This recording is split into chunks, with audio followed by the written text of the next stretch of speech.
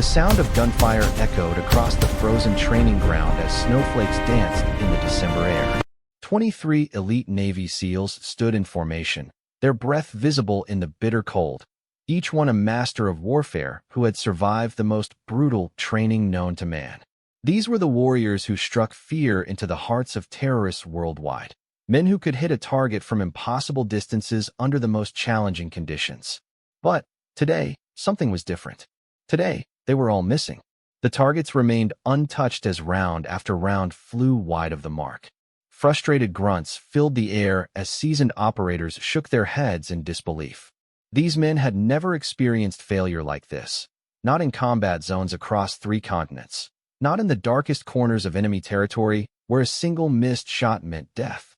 Standing quietly at the back of the group, barely visible behind the towering frames of America's finest soldiers, was someone they had overlooked entirely. Sarah Martinez was not supposed to be there. At 5 feet 4 inches tall and weighing barely 120 pounds, she looked more like someone's kid sister than a potential warrior.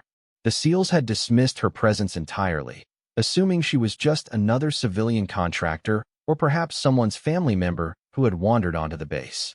They had no idea that in the next 10 minutes, this unassuming young woman would accomplish something that would shatter their understanding of marksmanship forever. They had no idea that she was about to make every single shot count, 10 consecutive perfect hits that would leave these elite warriors questioning everything they thought they knew about shooting. What they didn't know was that Sarah had been watching them miss, studying their technique, understanding exactly why their shots were going astray. What they couldn't see was the years of training that had shaped her into something extraordinary, the countless hours of practice that had turned her into a precision instrument of accuracy. As the commanding officer called for the final round of attempts, Sarah stepped forward. The SEALs turned to look at her with curiosity mixed with amusement. Some chuckled under their breath. Others shook their heads, wondering who had allowed a civilian onto their training ground. None of them realized they were about to witness history in the making. None of them knew that this Christmas Eve would become the day their legend was born, not through their own achievements, but through the incredible demonstration they were about to witness from someone they had completely underestimated. The story of how Sarah Martinez became the most talked-about marksman in military history begins here, on this cold December evening, when even the best of the best discovered that sometimes greatness comes from the most unexpected places. Sarah Martinez had never intended to become a legend. 3 days before Christmas Eve, she was simply a 24-year-old ballistics expert working for a private defense contractor, hired to observe and evaluate new ammunition designs during live-fire exercises.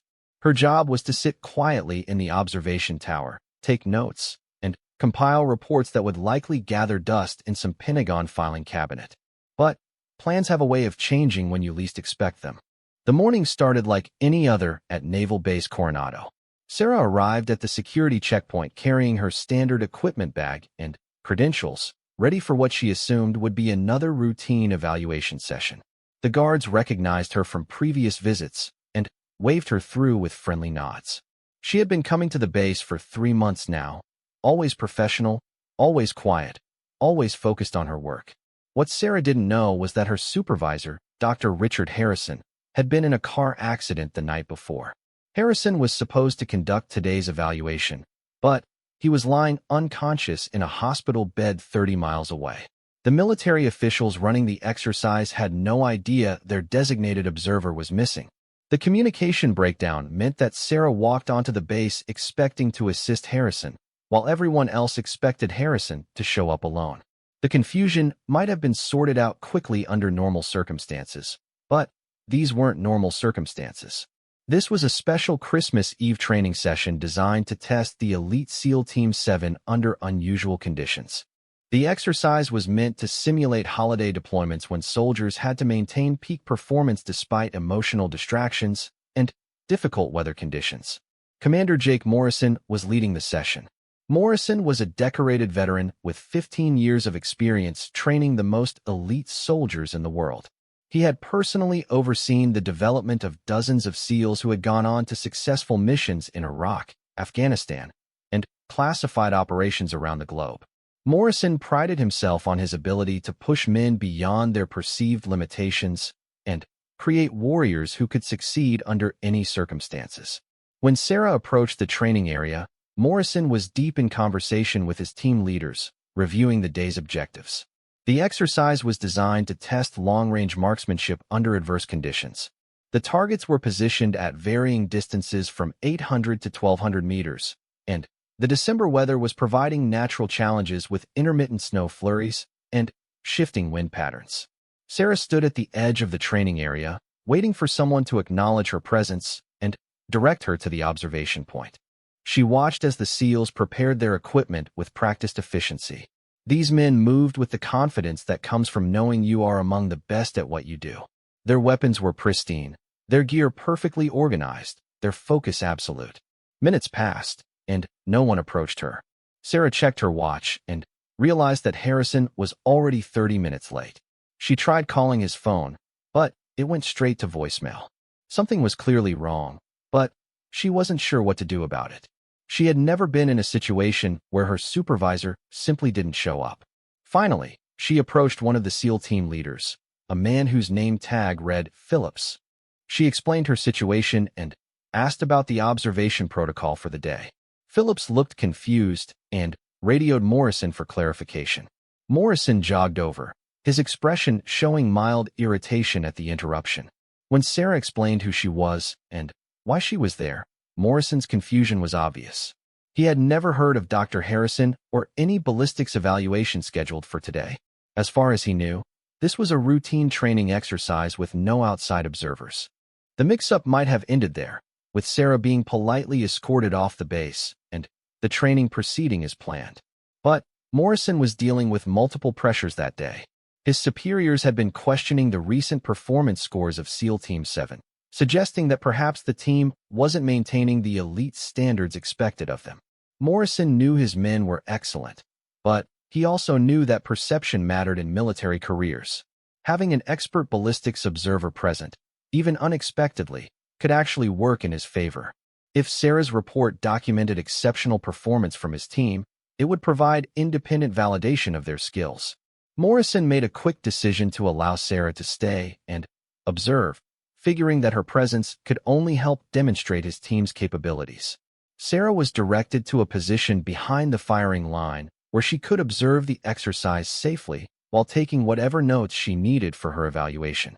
She set up her equipment quietly, including a spotting scope that would allow her to track the trajectory and impact of each shot fired. The first phase of the exercise began with individual marksmanship tests. Each SEAL would fire 5 rounds at targets positioned at 800 meters. The conditions were challenging, but not impossible for soldiers of their caliber. The wind was steady at about 8 miles per hour from the northwest, and the light snow was minimal enough that it shouldn't significantly affect visibility. Morrison watched with confidence as his first shooter, Petty Officer Rodriguez, took his position. Rodriguez was one of the team's most reliable marksmen, a soldier who had never failed a marksmanship qualification in his 6-year career. He settled into his prone position, adjusted his scope for the conditions, and prepared to fire. The first shot cracked across the training ground. Through her spotting scope, Sarah watched the bullet's path and impact. The shot missed the target entirely, striking the ground several feet to the left. Rodriguez looked surprised and quickly made an adjustment before firing his second round. This shot was closer but still missed the target zone. Morrison frowned, but wasn't immediately concerned. Even excellent marksmen sometimes needed a shot or two to calibrate their equipment and adjust to conditions. But as Rodriguez fired his remaining rounds, each one missing the target, Morrison's concern began to grow. The next shooter was Petty Officer Chun, another highly skilled marksman with an excellent service record. Chun's performance was even worse than Rodriguez's. Not a single one of his 5 shots hit the target. Morrison called for a brief pause to check the weapons and ammunition, wondering if there might be an equipment malfunction causing the poor performance. The weapons check revealed nothing wrong. The rifles were properly zeroed, the scopes were functioning correctly, and the ammunition was standard issue with no apparent defects. Morrison ordered the exercise to continue, confident that his men would adjust and start hitting their targets. But they didn't adjust. As shooter after shooter took their turn, the pattern remained the same. These elite soldiers, Men who had never struggled with marksmanship in their careers were missing targets that should have been easy for them to hit. The frustration was visible on their faces as shot after shot went wide of the mark. Sarah watched the proceedings with growing interest. From her position behind the firing line, she had a clear view of the shooter's positions and techniques. She could also observe the wind conditions and target area through her spotting scope. What she was seeing didn't make sense from a technical standpoint, but she was beginning to understand what was happening. The problem wasn't with the equipment or the shooter's fundamental skills. The problem was environmental, but not in the way anyone expected. The wind patterns around the training area were being affected by a temporary construction project on the base. Large construction vehicles parked near the range were creating unusual air currents that were causing the wind to shift unpredictably at certain distances. The wind meters positioned around the range weren't detecting these microchanges because they were positioned too close to the firing line. The actual wind conditions at the target area were significantly different from what the shooters were compensating for. Sarah could see this clearly through her spotting scope, watching how the bullets' paths were being affected by wind patterns that the SEALs couldn't detect from their positions. But she kept this observation to herself. Her role was to observe and evaluate, not to coach or advise. She continued taking notes, documenting the unusual conditions and the performance issues they were causing. She assumed that Morrison and his team would eventually figure out the problem and make the necessary adjustments. As the exercise continued, however, the SEALs' frustration grew more obvious. These were men accustomed to excellence, soldiers whose reputation was built on their ability to succeed under any conditions. The continued failures were affecting their confidence, and their performance was actually getting worse as they began to overthink their shots and second-guess their instincts. Morrison was facing a difficult decision. He could call off the exercise and reschedule for better conditions, but that would look like an admission of failure to his superiors. He could continue the exercise and accept the poor performance scores, but that would raise questions about his team's readiness and his own leadership abilities. Sarah watched Morrison struggle with his decision and felt a growing sympathy for the situation. These were clearly skilled soldiers facing an unusual challenge that wasn't their fault. The poor performance would likely be documented in official reports without any explanation of the extenuating circumstances that had caused it. As the final shooter of the first phase prepared to take his turn, Sarah made a decision that would change everything. She had never intended to become involved in the exercise beyond her observer role, but she couldn't stand by and watch good soldiers fail because of a problem she could clearly see and they couldn't. She approached Morrison during the brief pause between shooters and quietly requested permission to speak with him privately. Morrison looked surprised but agreed, stepping aside with Sarah while maintaining a clear view of his team. Sarah explained what she had observed about the wind conditions and the construction vehicle's effect on air currents around the target area. She showed Morrison her notes and diagrams illustrating how the actual wind patterns differed from what the range instruments were detecting. She emphasized that this was an unusual situation that wouldn't reflect poorly on his team's abilities. Morrison listened carefully to Sarah's explanation and realized that her analysis made perfect sense. He had been wondering why such experienced marksmen were struggling with what should have been routine shots. The environmental factors Sarah had identified explained everything. But Morrison faced a new dilemma. He could use Sarah's information to adjust the exercise and allow his team to succeed, but that would require acknowledging that an outside observer had identified a problem his team hadn't been able to solve themselves. From a pride standpoint, it was a difficult position. Morrison was still considering his options when Sarah made an unexpected suggestion. She asked if she could demonstrate the wind condition effects by taking a few shots herself. She explained that her ballistics background included extensive practical shooting experience, and that she could show exactly how the environmental factors were affecting bullet trajectory. Morrison's initial reaction was skeptical. Sarah didn't look like any shooter he had ever seen. She was small, young, and appeared to have no military training. But her technical analysis had been spot on, and her understanding of ballistics was clearly sophisticated. Against his better judgment, Morrison decided to allow her demonstration. The decision would prove to be one of the most significant moments in the careers of everyone present that day. Sarah's demonstration would not only solve the immediate problem with the exercise, but would also introduce the military to a shooting talent unlike anything they had ever encountered. As Sarah prepared to take her position at the firing line, the 23 SEALs gathered to watch with a mixture of curiosity and amusement. None of them expected much from this small civilian contractor. They assumed she would fire a few rounds, miss the targets like everyone else had, and prove that the conditions were indeed impossible. They had no idea they were about to witness something that would be talked about in military circles for years to come.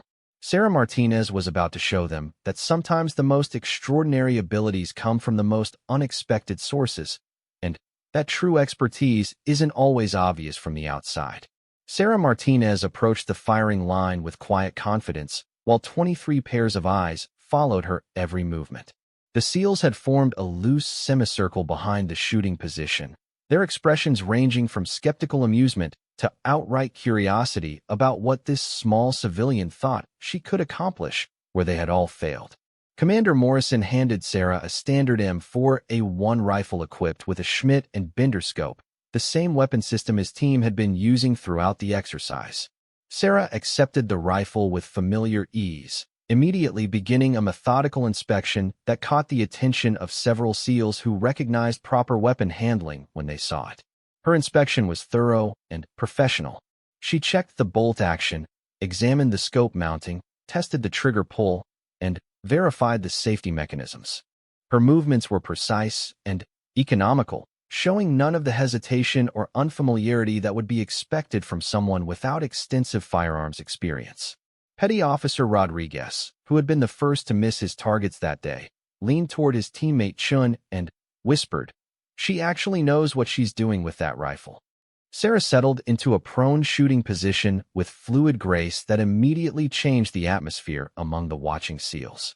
Her body alignment was textbook perfect, her breathing controlled, her grip consistent with advanced marksmanship training. This wasn't a civilian who had picked up a rifle for the first time. This was someone who had spent considerable time developing proper shooting fundamentals. Commander Morrison found himself paying closer attention to Sarah's technique than he had initially planned. Her positioning was better than many soldiers he had trained, and her preparation routine showed systematic thinking that impressed him despite his initial skepticism. Sarah adjusted her scope with small, precise movements while observing the wind flags positioned around the range. She spent several minutes studying the environmental conditions, occasionally glancing toward the construction vehicles that she had identified as the source of the unusual air currents affecting bullet trajectory. The target she had chosen was positioned at 800 meters, the same distance that had proven challenging for the entire SEAL team. The target was a standard military silhouette with scoring rings that required precision shooting to achieve maximum points. The wind continued to blow at its deceptive patterns, and the light snow had actually increased slightly since the SEALs had finished their attempts. Sarah chambered her first round and settled into her final shooting position. The range fell completely silent except for the sound of wind moving through the construction area and the distant hum of base activity. Even the SEALs who had been quietly joking among themselves stopped talking and focused their attention on what Sarah was about to attempt. Through her scope, Sarah could see the target clearly despite the distance and weather conditions. But, more importantly, she could read the environmental factors that the SEALs had been unable to account for in their shooting. Her years of ballistics work had taught her to recognize air current patterns that were invisible to most shooters, and her practical shooting experience had given her the skills to compensate for those patterns. Sarah controlled her breathing, found her natural respiratory pause, and slowly squeezed the trigger. The rifle fired with a sharp crack that echoed across the training ground, and everyone present instinctively turned their attention toward the target area. The shot was perfect. The bullet struck the center of the target with precision that would have been impressive under ideal conditions, let alone the challenging environment that had defeated an entire team of elite soldiers. Sarah had not only hit the target but had achieved a perfect center shot that scored maximum points. The silence that followed lasted several seconds as the implications of what they had just witnessed sank in among the watching SEALs. Someone who looked like she should have been struggling with the weight of the rifle had just accomplished what none of them had been able to do all day. Petty Officer Phillips was the first to speak, his voice carrying obvious surprise. Did she just nail a perfect center shot on her first try? Morrison was studying the target through his binoculars, confirming what everyone had seen. Sarah had indeed achieved a perfect hit under conditions that had proven impossible for his entire team. But, rather than being discouraged by this development, Morrison found himself intensely curious about how Sarah had succeeded where his men had failed. Sarah remained in position, preparing for her second shot. She adjusted her scope minutely based on what she had learned from her first shot's impact and wind reading. Her movements remained calm and methodical, showing none of the excitement or surprise that might be expected from someone who had just achieved an exceptional shot. Her second shot was as perfect as the first. The bullet struck within millimeters of her initial impact point, creating a tight group that demonstrated consistency rather than luck. Sarah was not accidentally hitting her targets. She was controlling her shots with precision that surpassed anything the SEALs had demonstrated during their regular training sessions. The watching soldiers began exchanging glances and quiet comments that reflected their growing amazement at what they were witnessing. These were men accustomed to excellence in marksmanship who were watching someone achieve a level of shooting that exceeded their own capabilities. Sarah continued her demonstration with methodical precision. Her third shot struck the target center with the same accuracy as the first two, creating a group of impacts that would have been remarkable even under ideal shooting conditions. By this point, several SEALs had moved closer to the firing line to get a better view of Sarah's technique and position. Sergeant Jackson, a sniper with 8 years of experience, was particularly interested in Sarah's shooting form. He had been studying her technique throughout the demonstration and was impressed by subtleties that most observers would miss. Sarah's body position remained perfectly consistent between shots, her breathing pattern was controlled and rhythmic, and her trigger pull was smooth and straight back. More importantly, Jackson could see that Sarah was making minute adjustments between shots that indicated she was reading the wind conditions with exceptional skill. Her scope adjustments were tiny and precise, suggesting that she could detect environmental changes that were invisible to less experienced shooters. Sarah's fourth shot continued the pattern of perfect accuracy. The bullet impact was so close to her previous shots that it was difficult to distinguish individual holes in the target even with binoculars. She was not only hitting the target consistently, but was creating a group of impacts that demonstrated marksmanship skills at the highest levels. Commander Morrison found himself in an unusual position.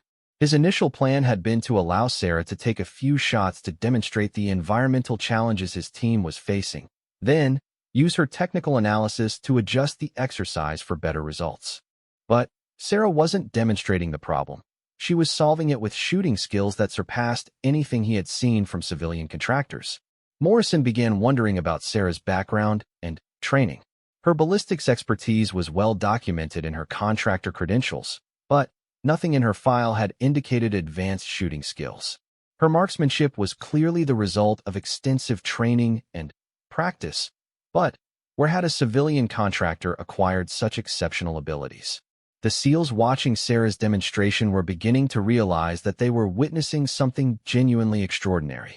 These were soldiers who had trained with Olympic marksmen, military shooting champions, and the most elite snipers in the armed forces. Sarah's performance was comparable to the best they had ever seen, achieved under conditions that had proven impossible for their own team. Sarah chambered her fifth round and settled into position for what everyone assumed would be her final shot of the demonstration. The target already showed 4 perfect hits grouped tightly in the center ring, an achievement that would have been impressive for any marksman under any conditions. But Sarah had not indicated that she was planning to stop after 5 shots. When Morrison approached to ask if she had demonstrated what she wanted to show them, Sarah looked up with a slight smile and asked if she could continue shooting to complete a more comprehensive demonstration of the wind condition effects. Morrison agreed, curious to see how long Sarah could maintain her exceptional accuracy. He was also beginning to think that documenting Sarah's performance might be valuable for training purposes, assuming she could maintain her level of shooting for additional rounds. Sarah's 6th shot was as perfect as the previous 5. Her 7th shot continued the pattern. By the time she fired her 8th shot, the SEALs were no longer making casual comments among themselves. They were watching in complete silence. recognizing that they were witnessing something that went far beyond a simple demonstration of environmental factors. This was a shooting performance that would have been remarkable coming from the most elite military marksman in the world. Coming from a civilian contractor who appeared to be barely out of college, it was nothing short of extraordinary. Sarah's ninth shot struck the target with the same precision as all the others. She had now fired 9 consecutive perfect shots under conditions that had defeated 23 elite SEALs, creating a group of impacts so tight that it looked like the work of a precision shooting machine rather than a human marksman. As Sarah prepared for her 10th shot, Commander Morrison realized that he was about to witness something that would be talked about in military circles for years to come. Whether Sarah hit or missed her 10th shot, her performance had already surpassed anything he had seen in 15 years of training elite soldiers. But Sarah wasn't finished surprising everyone present. As she settled into position for her 10th shot, she made a comment that indicated she understood exactly how remarkable her performance had been and exactly how it would be remembered by everyone watching. "This one's for Christmas Eve," she said quietly, her voice carrying just enough volume for the nearby SEALs to hear. Then, she fired her 10th consecutive perfect shot, completing a demonstration of marksmanship that would become legendary among everyone present that day. The target now showed 10 bullet holes grouped so tightly in the center that they appeared to form a single larger hole. Sarah had not only solved the environmental challenges that had defeated the SEAL team, but had done so with shooting accuracy that exceeded anything any of them had ever witnessed. As Sarah safed her weapon and stood up from the firing line, 23 elite soldiers found themselves applauding a performance that had redefined their understanding of what exceptional marksmanship could look like. Commander Morrison approached Sarah with an expression that mixed amazement, curiosity, and professional respect. The Christmas Eve exercise had taken a turn that none of them could have anticipated, and Sarah Martinez had established herself as someone whose abilities deserved much more attention than anyone had initially realized. The applause died down slowly as Commander Morrison approached Sarah with questions that demanded immediate answers. 23 elite SEALs had just witnessed a shooting demonstration that challenged everything they thought they knew about marksmanship, and Morrison needed to understand exactly who Sarah Martinez really was and where she had acquired such extraordinary skills. Sarah was calmly cleaning the rifle she had used for her demonstration, her movements still showing the same methodical precision that had characterized her shooting. She seemed completely unaffected by the attention her performance had generated, treating her 10 consecutive perfect shots as if they were a routine occurrence rather than something remarkable. Morrison studied Sarah's face as he approached, looking for signs of the adrenaline rush or excitement that would normally follow such an exceptional performance. Instead, he saw only calm professionalism and perhaps a hint of satisfaction at having successfully demonstrated her point about the environmental factors affecting the range. "Ms. Martinez," Morrison began, his voice carrying both respect and curiosity, "I think we need to have a more detailed conversation about your background and training. What you just accomplished goes far beyond anything I would expect from a ballistics contractor." Sarah nodded and set the rifle aside after completing her cleaning routine. "I understand your questions, Commander. My shooting background isn't something I typically discuss in my professional capacity, but given what just happened, I suppose some explanation is appropriate." The SEALs had gathered in a loose circle around Sarah and Morrison, all of them clearly interested in hearing her story. These were men who appreciated exceptional skill regardless of where it came from, and they recognized that they had just witnessed something genuinely special.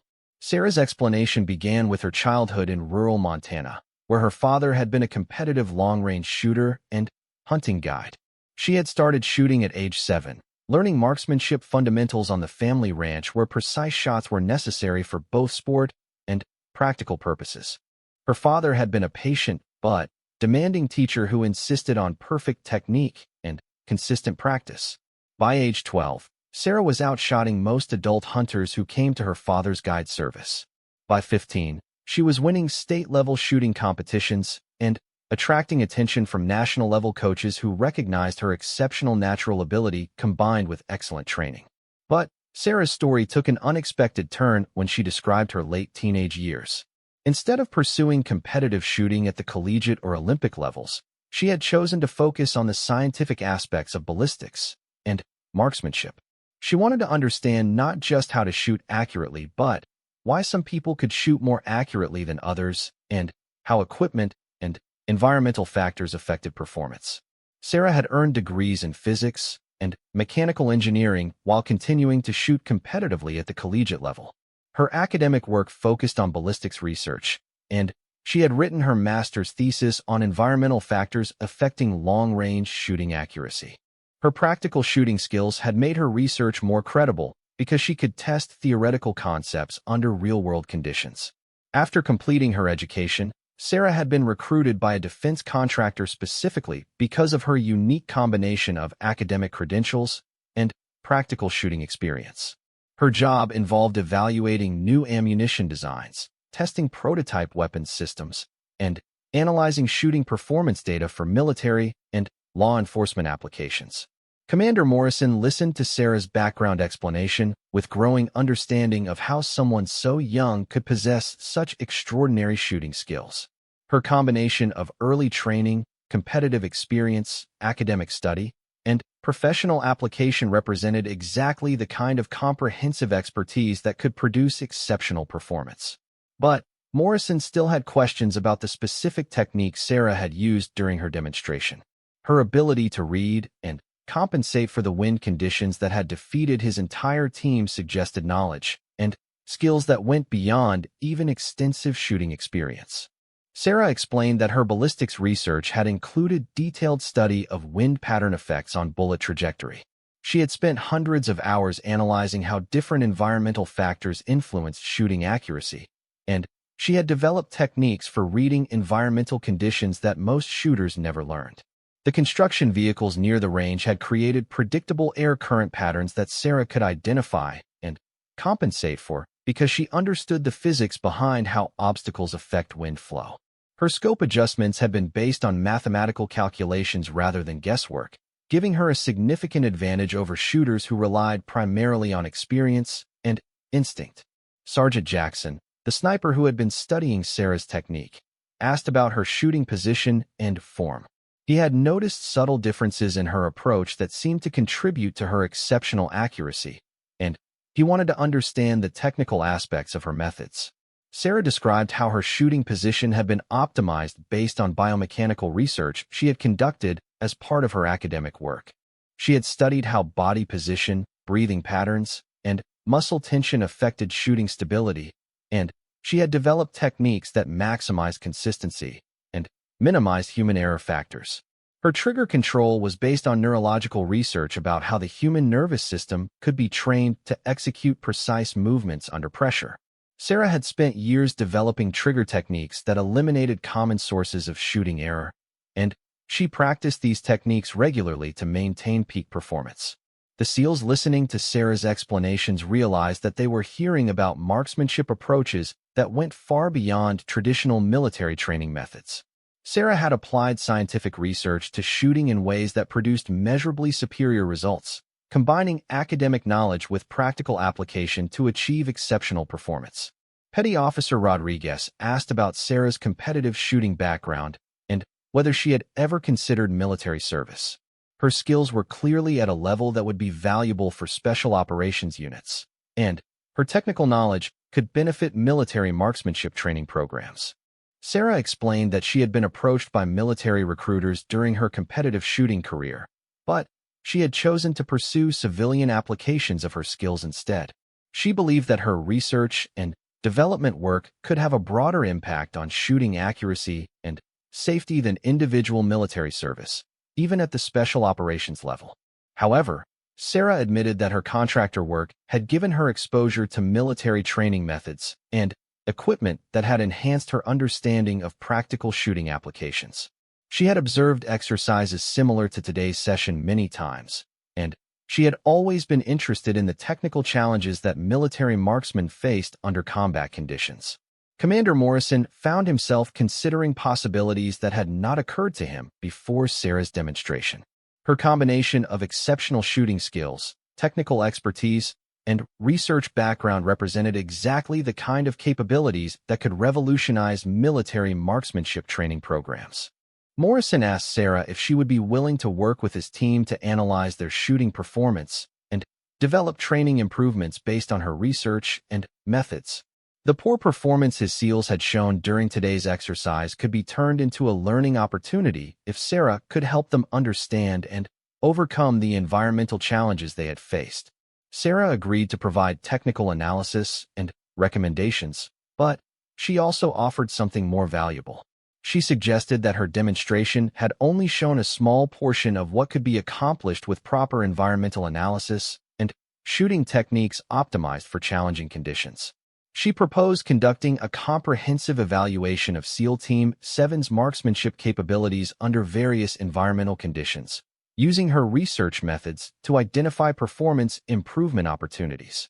The evaluation would include both individual skill assessment and team-level training recommendations based on scientific analysis of shooting performance factors. Morrison realized that Sarah's proposal represented an opportunity to elevate his team's capabilities beyond traditional training methods. If Sarah could teach his SEALs even a portion of the techniques she had demonstrated, their marksmanship performance could reach levels that exceeded anything they had achieved through conventional training. The conversation was interrupted by the arrival of base personnel who had heard reports of the unusual shooting demonstration. Word was spreading quickly that something extraordinary had happened during the SEAL training exercise, and senior officers wanted to understand exactly what had occurred. Morrison found himself in the position of having to explain how a civilian contractor had achieved shooting performance that surpassed his elite team under challenging conditions. The explanation required careful handling because it reflected both the exceptional nature of Sarah's abilities and the learning opportunity her performance represented for military training programs. Sarah handled the attention with the same calm professionalism she had shown throughout the day. She answered questions about her background and methods while emphasizing that her performance had been the result of years of dedicated training and research rather than natural talent alone. Her explanations sparked immediate interest from military officials who recognized the potential value of Sarah's expertise for broader training applications. If her methods could be adapted for military use, they could significantly improve marksmanship performance across multiple units and specialties. The Christmas Eve exercise that had begun as a routine training session was evolving into something much more significant. Sarah Martinez had not only demonstrated exceptional shooting skills, but had also introduced military personnel to research-based approaches to marksmanship that could benefit the entire organization.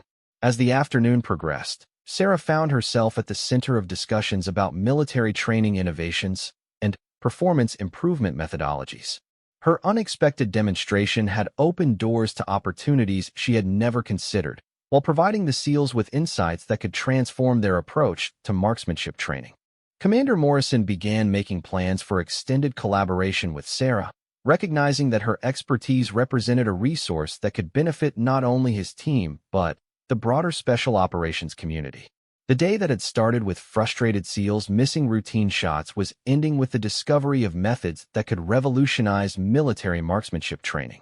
Sarah's 10 consecutive perfect shots had accomplished far more than demonstrating environmental compensation techniques. They had introduced military professionals to scientific approaches to shooting that could produce consistently superior performance under any conditions. The Christmas Eve demonstration was becoming the foundation for innovations that would influence military training for years to come. 3 weeks after Christmas Eve, Naval Base Coronado had transformed into something resembling a research laboratory as much as a military training facility. Sarah Martinez had been granted temporary contractor status that allowed her unprecedented access to SEAL Team 7 for what had officially become the Advanced Marksmanship Performance Study. The project had attracted attention from the highest levels of military command, with funding and resources flowing in from Pentagon officials who wanted to understand how Sarah's methods could be applied across the entire special operations community. Commander Morrison found himself in the unusual position of overseeing a training program that combined traditional military methods with cutting-edge scientific research. Sarah had established a comprehensive evaluation protocol that analyzed every aspect of marksmanship performance, from individual shooter biomechanics to environmental factor assessment to psychological performance optimization. The transformation in SEAL Team 7's capabilities had been dramatic and immediate. Within 1 week of beginning Sarah's training program, every member of the team was achieving shooting accuracy that exceeded their previous personal best performances by significant margins. The techniques Sarah taught were not merely incremental improvements. They represented fundamental advances in how precision shooting could be approached and executed. Petty Officer Rodriguez, who had been the first to miss his shots during the Christmas Eve exercise, was now consistently achieving accuracy levels that qualified him for elite sniper training. His improvement had been